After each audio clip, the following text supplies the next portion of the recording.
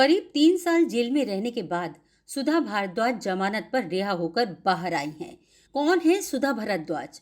उन्होंने क्या अपराध किया था जो उन्हें जेल में डाला गया? जमानत 3 साल बाद क्यों मिली? आज इन सब बातों पर हम यहाँ बात करने वाले हैं।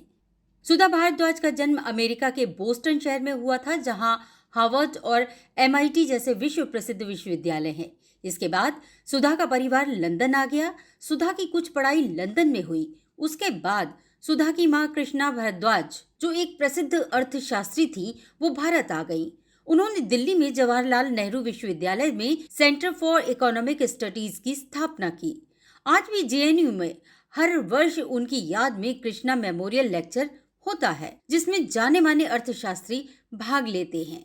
सुधा भारद्वाज ने IIT कानपुर से डिग्री ली और भोपाल गैस पीड़ितों के लिए काम किया। इसी दौरान वो छत्तीसगढ़ के प्रखर मजदूर नेता शंकर गुहा नियोगी के संपर्क में आई और छत्तीसगढ़ आ गई। शंकर गुहा नियोगी के चारों तरफ उस समय कई तेजस्वी युवा कार्यकर्ता इकट्ठे हो रहे थे। डॉक्टर विनायक सेन नियोगी द्वारा पुलिस गोलीबारी में मारे गए मजदूरों की याद में बनाए गए शहीद अस्पताल में सेवा करने के लिए आए थे। इलीना सेन भी नियोगी की मदद के लिए आई थी। मजदूरों के अधिकारों के लिए लड़ने के कारण फैक्ट्री मालिकों के भाड़े के हत्यारों ने शंकर गुहा नियोगी की हत्या कर दी। इसके बाद सुधा ने सन 2000 में वकालत की डिग्री पूरी की और मजदूरों की कानूनी लड़ाई अदालतों में लड़ने लगी। वो प्रसिद्ध गांधीवादी विचारक, लेखक और वकील कनक तिवारी की जूनियर रही। सुधा भारद्वाज को बिलासपुर हाई कोर्ट का जज बनने का ऑफर भी दिया गया, जिसके लिए सुधा ने नम्रता पूर्वक मना कर दिया, क्योंकि फिर वे मजदूरों के लिए काम कर नहीं पाती अगर जज के पद पर आसीन हो जाती। छत्तीसगढ़ की भारतीय जनता पार्टी सरकार द्वारा आदिवासियों की जमीनों को हड़प कर देशी विदेशी कंपनियों को देने के लिए एक हिंसक अभियान चलाया गया, जिसे सलवा जुडूम अभियान नाम दिया गया था। बाद में भारत के सर्वोच्च न्यायालय ने इस अभियान को गैर संवैधानिक करार दिया और इसे तुरंत बंद करने के आदेश भी दिए। इस अभियान के दौरान सरकारी सिपाहियों द्वारा आदिवासी महिलाओं के साथ बलात्कार किए गए, निर्दोष आदिवासियों की हत्या की गई और निर्दोष आदिवासियों को जेलों में ठूंस दिया गया। सुधा भारद्वाज ने पीड़ित आदिवासियों की मदद की और उनके मुकदमे भी मुफ्त में लड़े। सुधा भारद्वाज देश भर में घूम घूम कर आदिवासियों पर सरकारी दमन, पूंजीपतियों द्वारा मजदूरों की हकमारी और मानवाधिकार हनन के बारे में बात करती थी। वो मजदूरों के मुकदमे अदालतों में लड़ती थी और उनकी पूरी मजदूरी और काम में बहाली के कई मुकदमों में उन्होंने मजदूरों को जीत भी दिलवाई।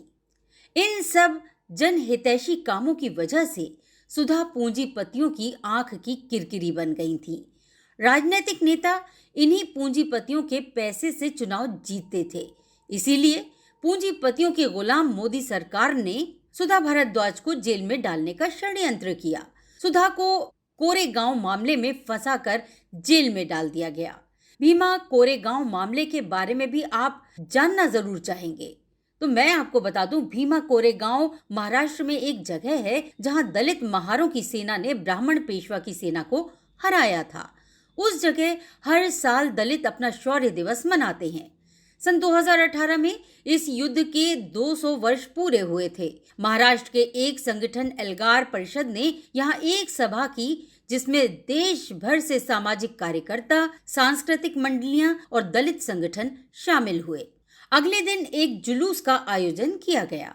इस जुलूस पर सांप्रदायिक हिंदुत्ववादी गुंडों ने हमला किया। इस हमले के सूत्रधार संभाजी भिंडे और मिलिंद एकवोटे थे।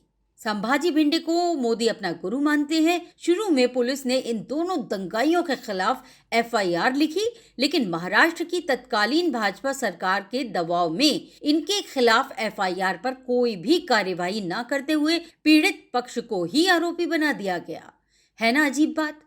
इसी के साथ बीजेपी सरकार ने बदमाशी करते हुए कहा कि ये सभा और रैली माओवादियों द्वारा की गई थी और देश भर के 16 सम्मानित मानवाधिकार कार्यकर्ताओं, वकीलों, राइटरों, प्रोफेसरों और बुद्धिजीवियों को जेल में डाल दिया गया।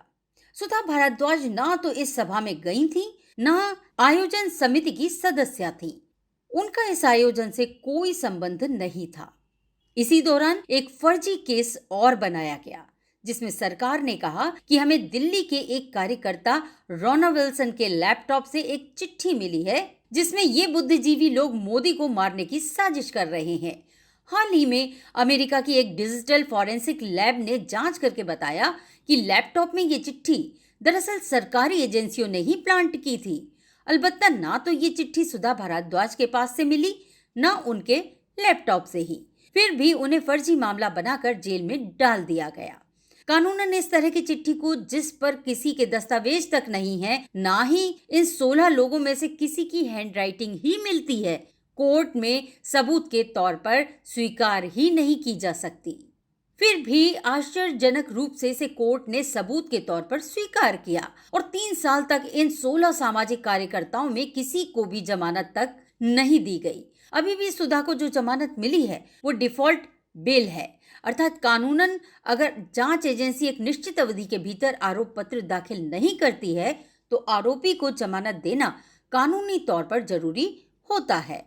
सुधा को बेल के साथ एनआईए ने जो शर्तें लगाई हैं वो भी बड़ी अनोखी हैं। सुधा मुंबई से बाहर नहीं जा सकेंगी, मीडिया से बात नहीं कर सकेंगी, किसी सभा में भाग नहीं ले सकेंगी और अपने 3 रक्त संबंधियों के नाम पते कोर्ट को देंगी। वो बहुत ही अभिजात्य परिवार से थी, लेकिन मजदूरों के बीच काम करती थी। उन्हीं की झोपड़ी में जमीन पर चटाई बिछाकर सो भी जाती थी। एक सूती साड़ी और सस्ती सी हवाई चप्पल मात्र उनका पहनावा था।